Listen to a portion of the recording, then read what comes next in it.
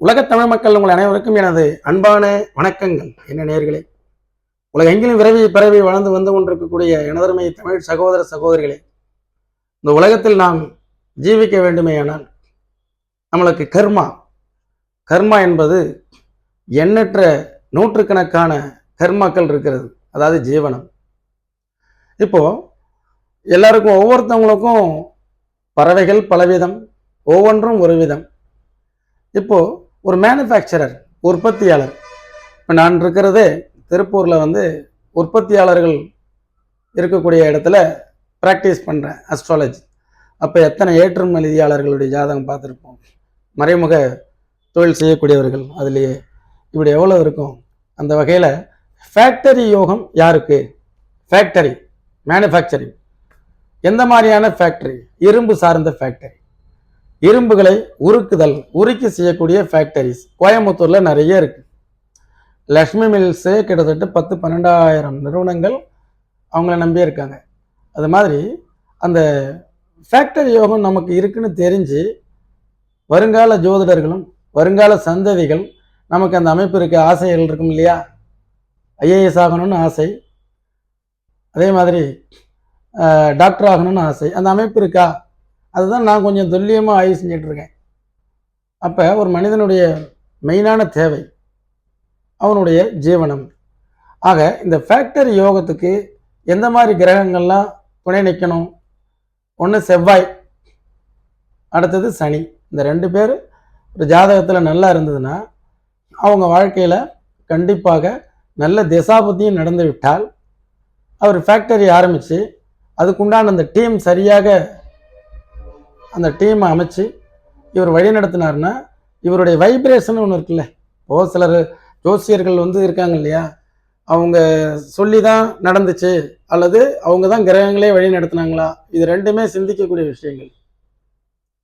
அவருக்கு வாக்கு பலிதம் ஆகக்கூடிய அமைப்புகள் இருந்து விட்டால் அரைகுறை ஞானமுடைய ஜோதிடர்கள் சொல்வதும் பலிக்கும், நன்கு அனுபவத்தில் சொன்னதும் பலிக்கும். ஒரு சிலர் நிறைய புஸ்தகங்கள் படிச்சிருப்பாங்க, நிறைய இது இருக்கும், ஆனால் அந்த பலன்கள் சொன்னது நடக்காது. அது மாதிரி இப்போ நாம் திரும்ப திரும்ப ஒரே இடத்துலையே உட்காந்துருக்கோம்னா திரும்ப திரும்ப அதே வாடிக்கையாளர்கள் நம்மளை நோக்கி வர்றதுனால அப்போ திரும்ப திரும்ப வர்றாங்கனாக்கா அவங்களுக்கு சொல்கிறதெல்லாம் நடந்துகிட்டு இருக்குன்னு அர்த்தம். அது மாதிரி ஒரு ஃபேக்ட்ரி வைக்கிறோம், அதை 6ஐ 100ஆக ஆக்க வேண்டும், 100ஐ 6ஆக மாற்றக்கூடாது. புரியுதுங்களா? சிவகாசினாலே எல்லாரும் பட்டாசு ஆலை உரிமையாளராக. அப்போ அந்த கிரகங்கள்லாம் என்ன செய்யும்? திருப்பூரில் எல்லாருமே ஏற்றுமதியில் நல்லா வந்தாங்களா? இதெல்லாம் நான் நிறைய ஆய்வு செஞ்சுருக்கேன். ஒரு வேலூரில் பிறந்த ஒரு பையனுக்கு ஃபேக்ட்ரி யோகம் இருக்கா இல்லையாங்கிறது அவருடைய கேள்வி. அப்போ அவருக்கு கிரக அமைப்புகள்லாம் எப்படி இருக்குங்கிறத பார்ப்போம். ஒன்றா சனி செவ்வாய் கர்மாவும் ஜீவனமாகவும் ஆன்மாவுமா வந்ததுன்னா கரெக்ட். பாருங்க, 24/8/2000, 21/34 வேலூர். 1 டிகிரிலாம் வரும்பொழுது நீங்கள் அவசியம் பிறந்த ஊரை கரெக்டாக போகணும். பார்த்தீங்களா? 1 டிகிரியில் திருப்பூரில் இருந்தது, இப்போ மேஷத்தில் 3.56 டிகிரி மாறிடுச்சு. இதுதான் துல்லியமாக பலன் கிடைக்கும் பொழுது அந்த லக்ன சந்திப்பில் பிறந்த ஜாதகத்தை நீங்கள் டைம் இந்த இது கரெக்டாக அந்த பிறந்த ஊரை போடணும், இல்லைனா மாறிடும். இவர் பாருங்க, மேச லக்கணம், கரெக்டுங்களா? மேச லக்கணம், 10ஆம் பாவாதிபதி சனி, அது 9-10 கூடியவனோட சேர்க்கை. பாருங்க, 9-10 தர்ம கர்மாதிபதி யோகம்.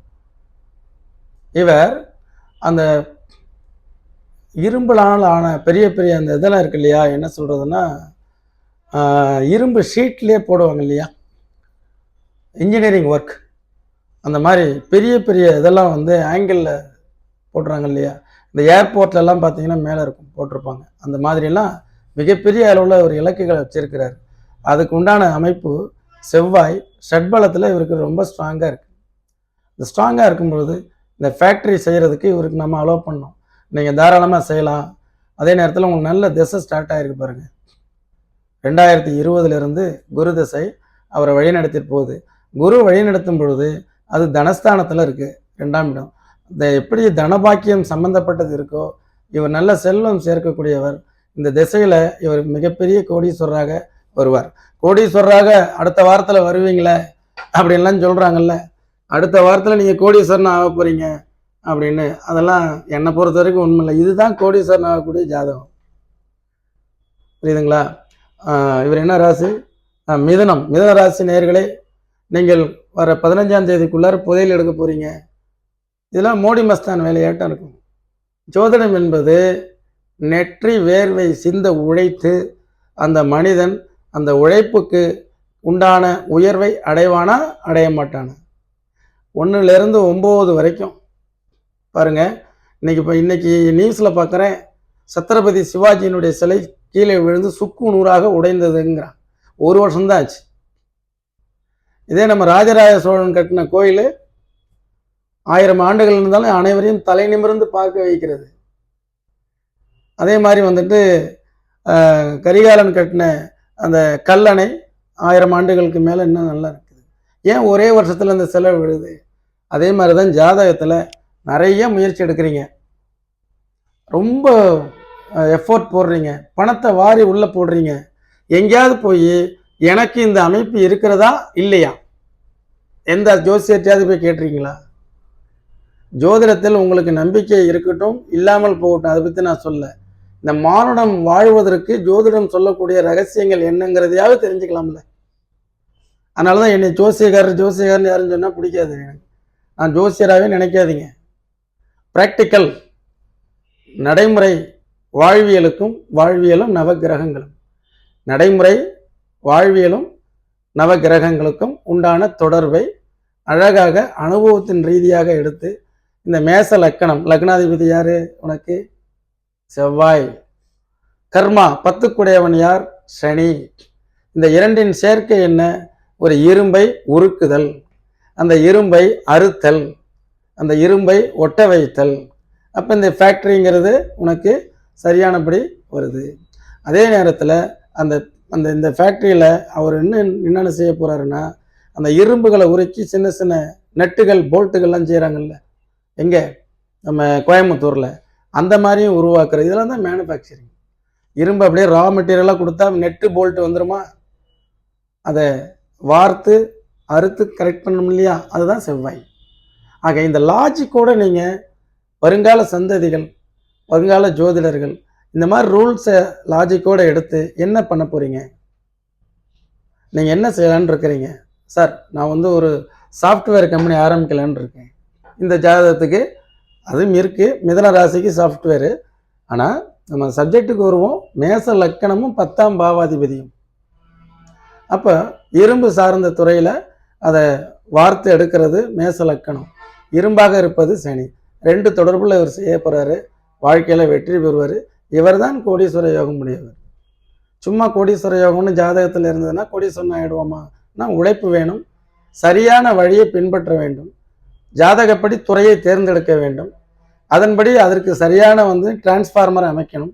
டிரான்ஸ்ஃபார்மரை அமைச்சு அதுக்குண்டான அங்கங்கே கரண்ட்டுகளை டிஸ்ட்ரிபியூட் பண்ணினீங்கன்னா, கரண்ட்டுனாக்கா உங்களுடைய வேலை ஆட்களை நல்ல விதமாக இயக்குனீங்கன்னா கண்டிப்பாக தொழிலதிபராக ஆயிடலாம். என்ன நேயர்களே, இது போன்ற இன்னொரு உதாரண ஜாதகத்தில் மீண்டும் சந்திப்போம். நன்றி, வணக்கம்.